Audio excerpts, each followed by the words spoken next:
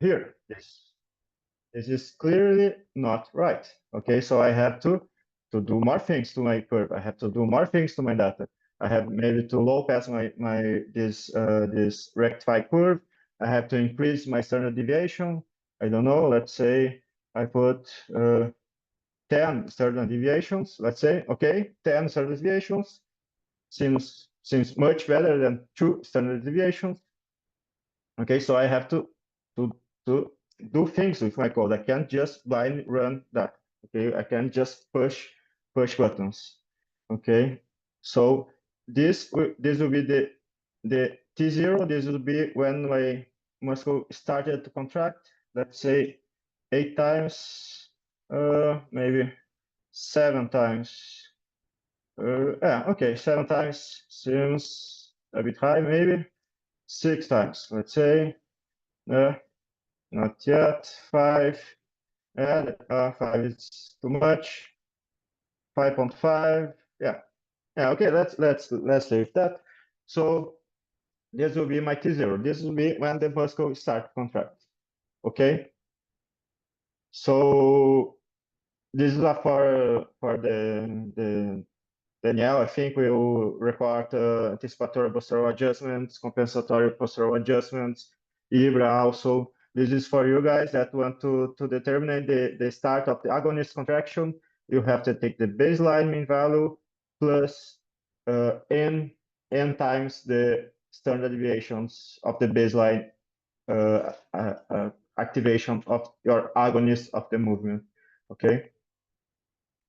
Again, it's better to have kinematic. It's better to have movement data so you can determine by your joint angle position when the muscle started, when the movement started.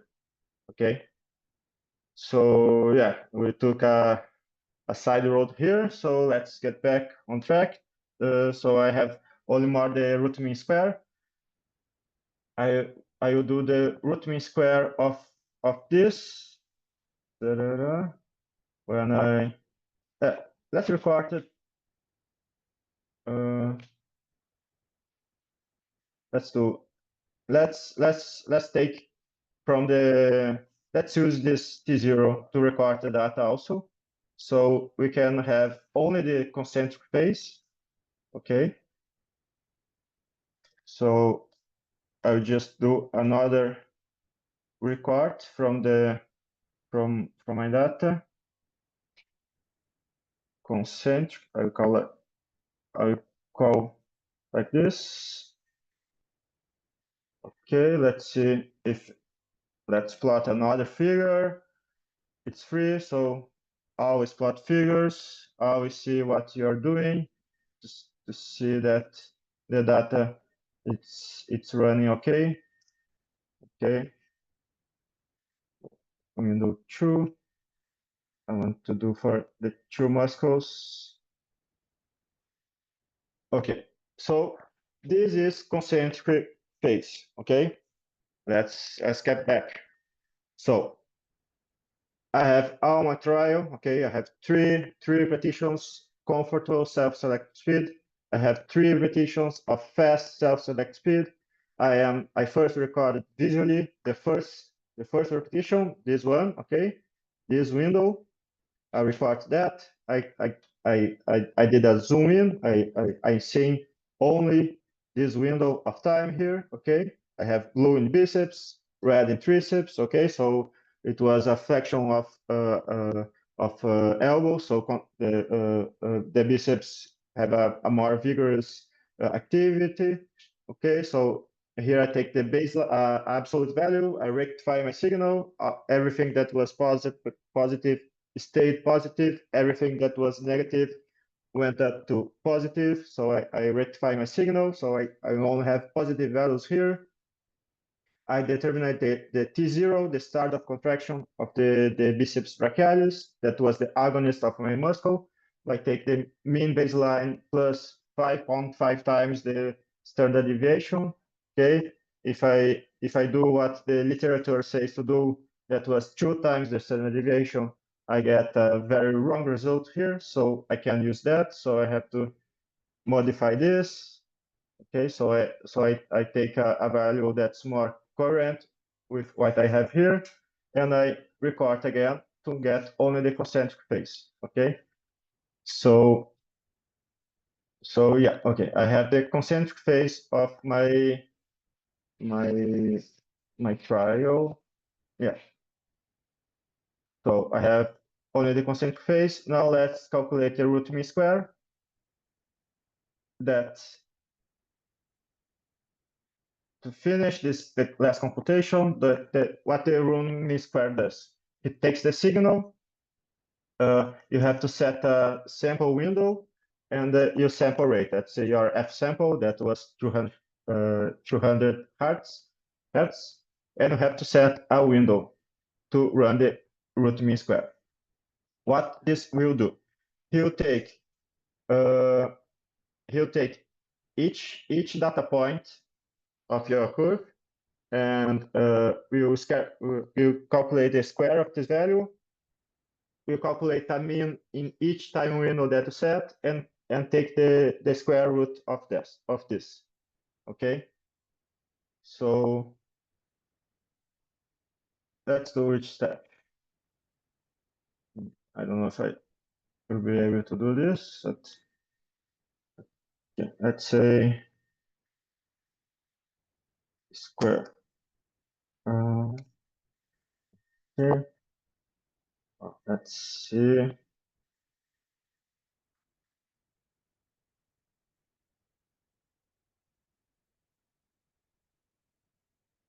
Okay. So I just doing with the biceps brachialis. Okay. For the triceps is the same. So I had my original signal positive, negative, positive, negative. I have you can see the vertical axis, the magnitude of the signal.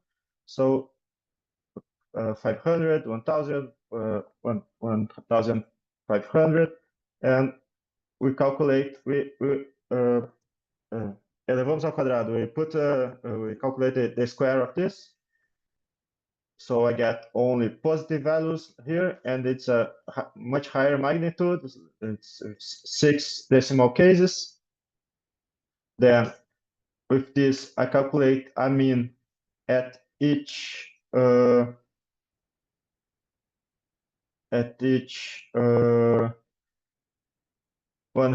milliseconds. This will be more hard to do. Yeah, this will take more time to do, so I would want to do this step now.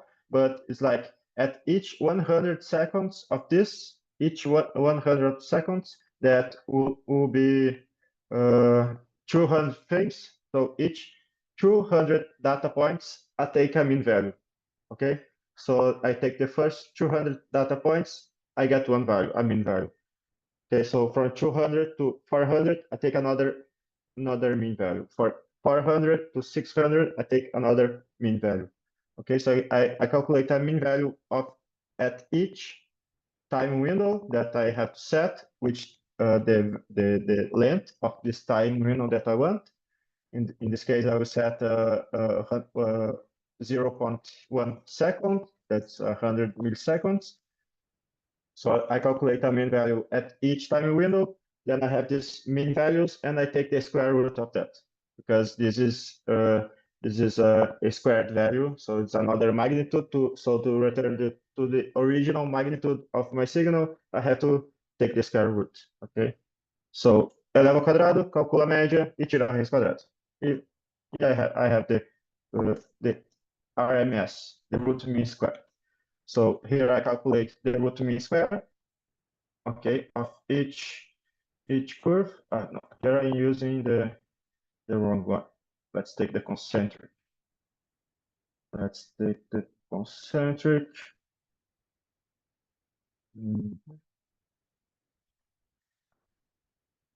Concentric here. And concentric here. Okay. So here I calculate the root mean square of each curve, and I take the mean and standard deviation of each value. Okay. So this is my final curve. Okay. So this is the root mean square value of my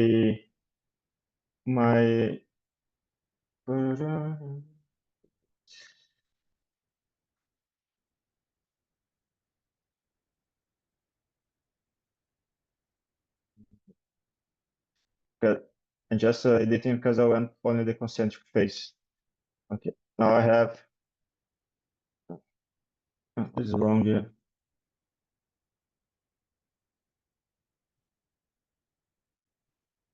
What's happening? Sorry. Yeah, okay. Now I have only the concentric phase. Okay, so I have the root mean square of the biceps, the root mean square of the triceps. So it's like a low pass curve, so it's much more much more suavized. You have much less high frequency oscillations. So this is the root mean square of the during the concentric phase of the biceps and of the triceps.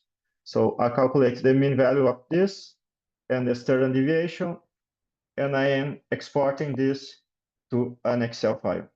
Okay, so I'm exporting the name of the file, the mean value of the root mean square, the standard deviation of the root mean square of biceps and of triceps. And I'm exporting this into an Excel file to this address, okay? Data out, Luis Rosque Scott. Let's see if it's okay. Luis Rosque Scott. This is the file that we just did. So I have here. Okay, so I have here the file of the name of the file, the root mean square of the biceps, the standard deviation of the biceps, the root mean square mean value of the triceps, and the standard deviation of the triceps. Okay, so here, if I want if I calculate more variables, I can create more columns for this. And when I have another subject, I can put all them together, and then I can calculate the mean value of conditions along subjects.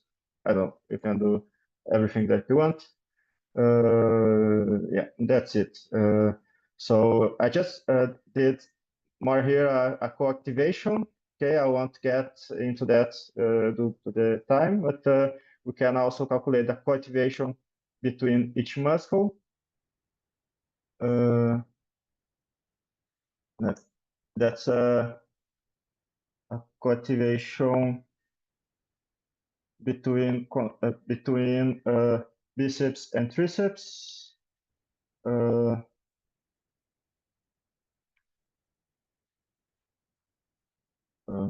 This is wrong.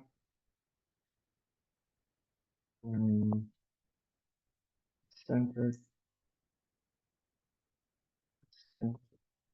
window. In this window, just because I have changed the name of the variable, so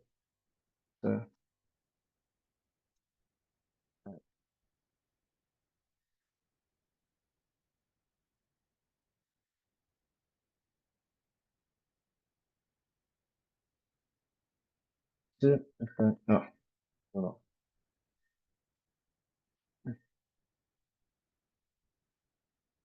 Something.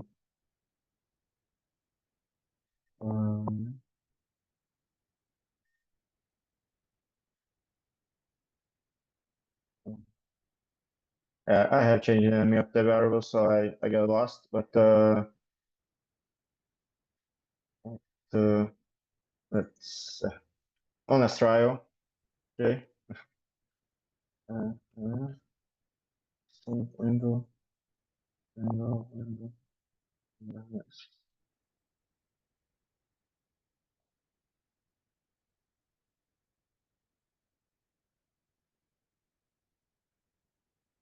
Okay.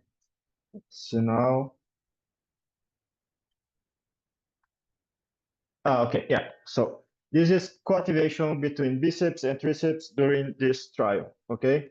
So I had two curves, biceps and triceps. Now I have only one curve. Okay.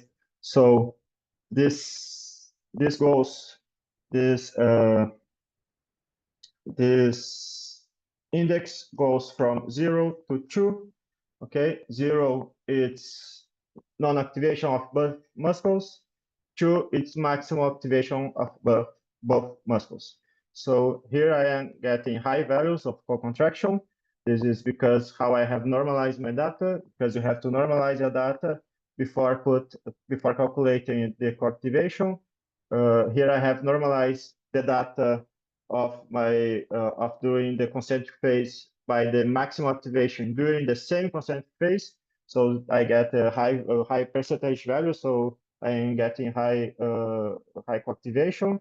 This is how the best is doing like a maximal contraction voluntary, a CVM, MVC, doing another task to normalize to get the maximum activation of your muscle to put here, and then you get the percentile activation of each muscle, and this go inside of this equation right here. You have the reference for anyone that want to look.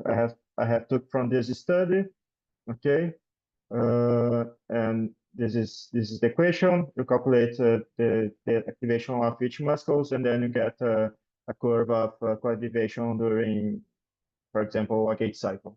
Okay, 0 it's non-activation, 2 is maximum co-activation between both muscles. Okay, so there it is, and this is it. So thank you very much for attention. I hope that I could be you could understand what I have said. Sorry for my English accent, Bruna. I'm sorry. I tried my best, and I stay open for comments and anything. Thank you very much.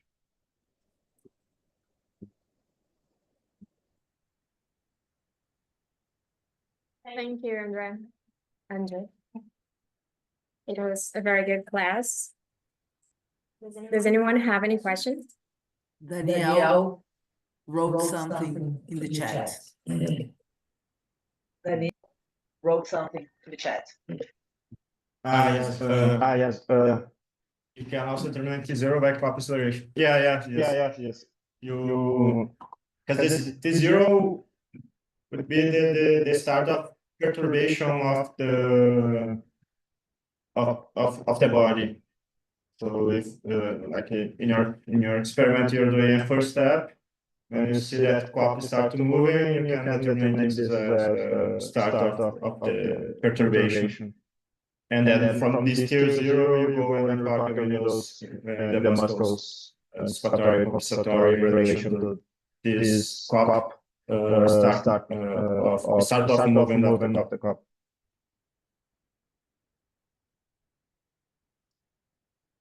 Suggestion: close some microphone when you. May I ask? Okay. Andrea, congratulations. Very clear your presentation. Firstly, a couple of comments. I have a return, strong return. We need to remember that when we analyze the EMG,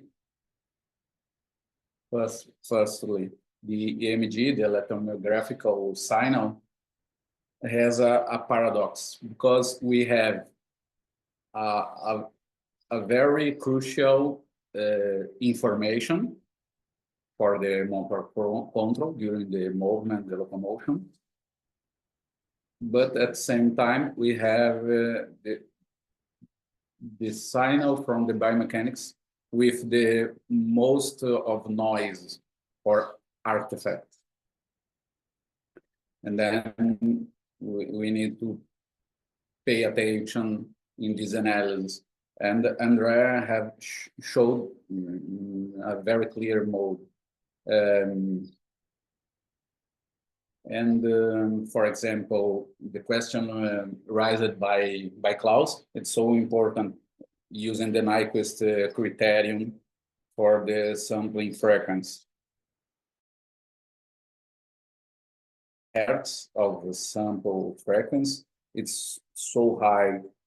We have a possibility already to increment the noise with the anti-aliasing sign, or lose using a lower frequency. But it's normal using 1000 or 2000. We need to understand the signal testing before the analysis, the frequency of the signal using a FFT, a fast Fourier transformation, and understanding the signal, the contents of frequency of this signal to choose this correct sign is so important. It's a further than the lesson today, but it's so important. And you have been using in these years the signal, the amplitude signal, not the signal of EMG.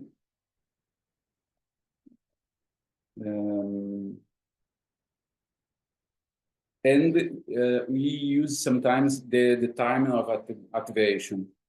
That's another application, seeing the signal, and we can see very clearly by André using that.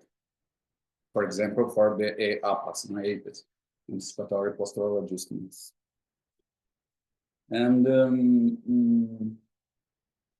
one question now, André.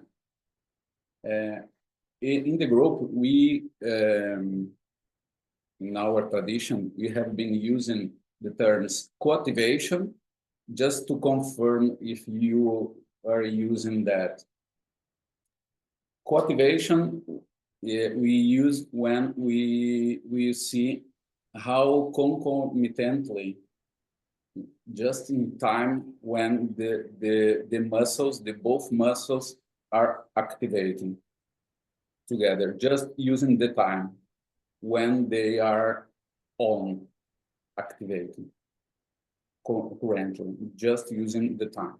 And co-contraction, we use, we analyze the signal, calculating the areas, and I think you calculate in this way, and we call it that co-contraction when you use the integral of the signal, and co-activation just when we analyze in time terms. Okay, that's correct. Are you using in this way?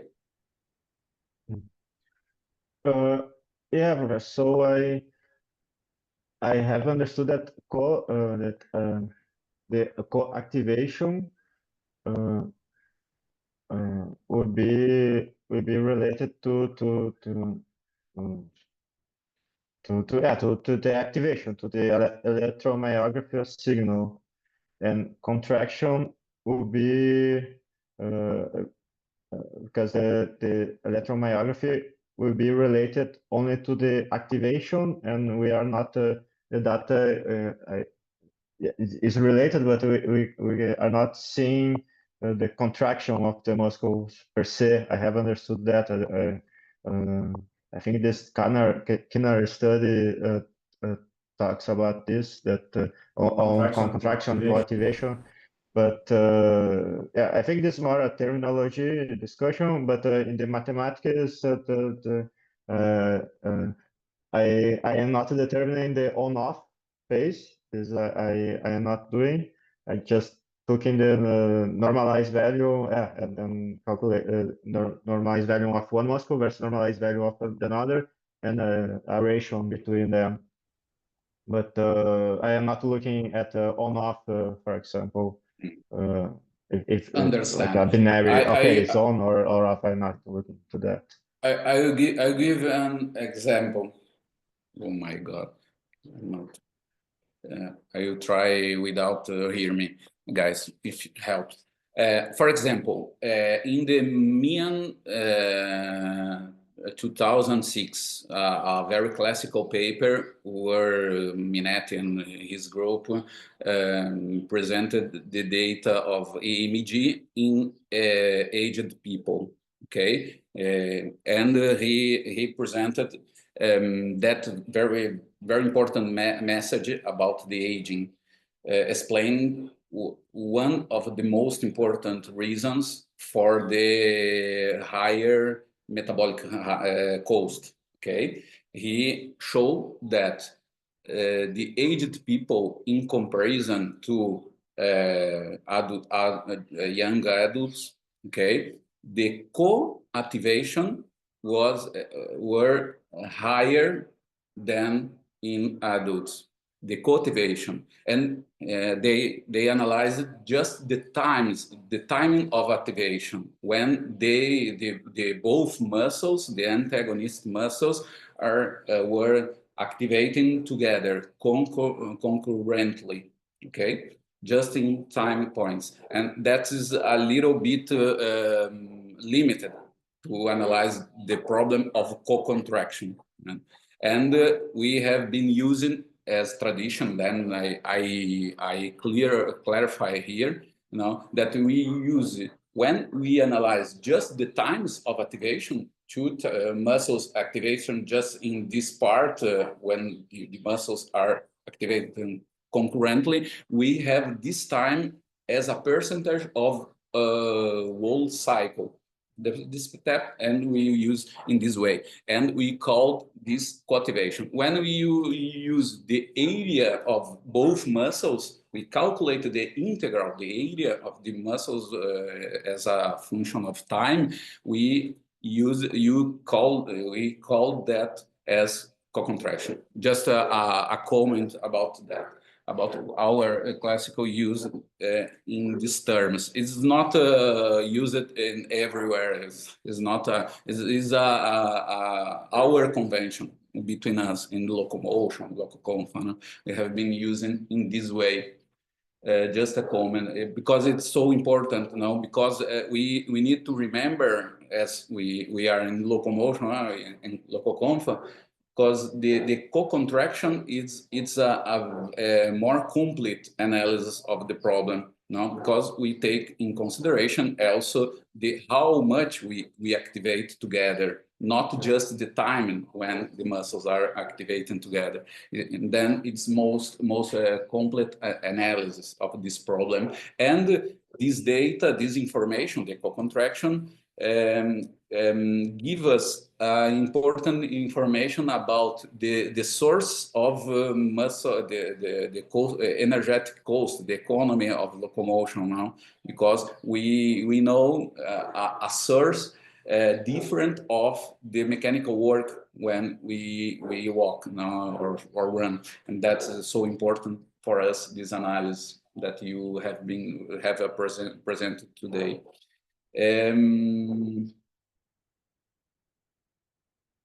Okay, just this comment I pass. But Tata, I don't know if I understood. Firstly, thank you, André, for your class. Very wonderful. I love your English. I love it, your English. But my question is, I don't know if I understood what you were talking about. For example, in this data that André showed us, we had biceps and triceps activated at the same time in the two situations. In this sense, this data that André showed us, we consider co-contraction or co-activation of biceps and triceps. I didn't understand really the difference. Sorry, Tata. Because no, we saw. If I understood, he showed was the co-contraction, because he considered the area of both muscles activating, no, not just the time. And we avoid to use co-activation for that analysis, because he gives the most complete analysis, considering the areas, not just the times. Yeah, thank you. But I think it's a good thought when you see, for example, this simple exercise of elbow, biceps exercise, and you see in the two situations the antagonistic activation that is traditionally not considered. When we learn in kinesiology, when agonist is in contraction, in general, the antagonist is relaxed. I think it's a good reflection between us, among us here. Many times many times in many situations we have co-contraction. Yes. The co-activation changes, for example, in very huge difference. For example, Parkinson versus controls. The Parkinson's activate longer during the stride, and then the co-activation is higher, but is incomplete, because we can analyze in this way also the area is better in general. Many things to talk about electromyography. I think it was just the beginning, but it was great. Thank you very much. Today the room is full. Many new colleagues. Welcome, everybody. Thank you, everybody. Well, I think that's it. Thank you, Andrew. Thank you for everybody who's been here today with us. And you are all invited to come to join with us. And the next meeting will be in the beginning of K5 with Lucas and I don't remember their names. Lucas and Mateus. So I think this for today. Thank you all. And have a nice weekend. Thank you so much. Have a good weekend. Bye, people. Bye. André. Bye. Finish the registration. Yes. Hi, how are you? Hi, Carlos. Fine, and you? Sorry. Fine, thanks. Can I have your contact email?